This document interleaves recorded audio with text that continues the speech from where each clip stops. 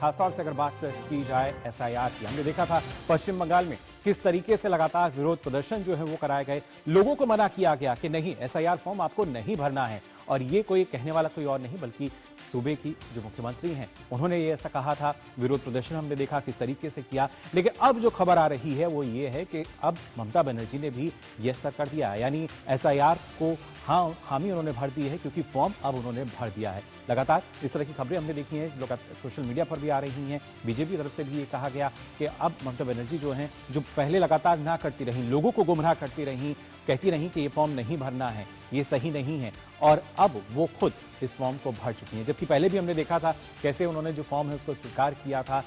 कैसे ये पूरा जो मामला है शुरू हुआ, और इसके चलते एसआईआर के चलते हमने देखा पश्चिम बंगाल में किस तरह का जो विरोधाभास है वो नजर आया था। लेकिन यहाँ पर अगर बात की जाए खासतौर से निर्वाचन आयोग की पारदर्शिता की, तो यहाँ पर अब जो लोग हैं उन्होंने पूरी तरीके से इसको सपोर्ट किया है। और फिलहाल अगर देखते हैं तो क्या स्थिति नजर आती है वो आपको विस्तार से हम बता देते हैं। आखिर कैसे ममता बनर्जी जो अब इसका अपना फॉर्म जो है भर चुकी हैं, नाना करते हुए आखिरकार उन्होंने भी अपना फॉर्म जो है भर दिया है। पश्चिम बंगाल में उसी वजह से अगर बात की जाए, जो राजनीतिक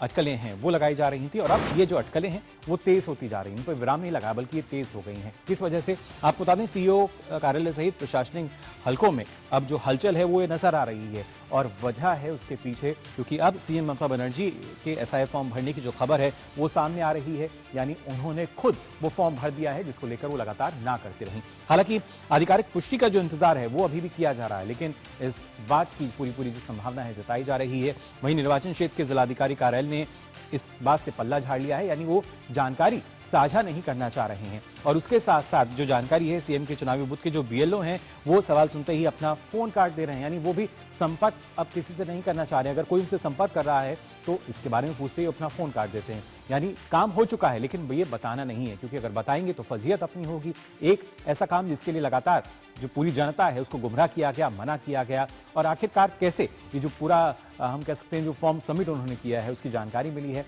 और इसको लेकर अमित मालवीय ने भी क्या कुछ कहा है वो भी आपको हम बता देते हैं। खासतौर से बीजेपी की अगर बात की जाए तो बीजेपी यहाँ पर पूरी तरीके से ममता बनर्जी पर हमलावर नजर आ रही है, और साथ ही उन्होंने कहा कि सीएम होते हुए ममता बनर्जी ने भ्रम फैलाया। आप अंदाजा लगा सकते हैं, बतौर मुख्यमंत्री अगर कोई इस तरीके से जनता को भ्रमित कर रहा है। अमित मालवीय जो हैं यहाँ उनके दावों की पोल खोलते नजर आए। अभी तक लगातार ममता बनर्जी जो लगातार ना कर रही थी एसआईआर को, क्योंकि अंतिम दिन चुपचाप फॉर्म भरकर उन्होंने जमा कर दिया है, जबकि कृष्णनगर रैली में उन्होंने दावा किया था कि मैं जो फॉर्म है उसको जमा नहीं करूंगी।